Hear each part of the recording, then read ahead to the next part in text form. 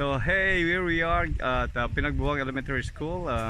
We're here today to dedicate and to give to the school these tables and those chairs right there, 120 chairs that will go towards the K to third grade, kindergarten to third grade students for next year. Okay, so this is we did that because the school has been neglected.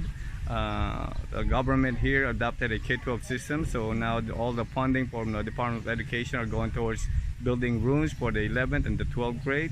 So this particular school is inside a province where nobody really care much. So they got desks and chairs that are rotten. They've been there for 2 decades. So we want to thank you, Harvest Church, for making this happen, providing the purchase of materials and helping the community get together and make this happen, as the parents, the teachers, and the community leaders here built those tables and painted them. So today we will dedicate them and to be used for next school year. Again, the work is not done here yet.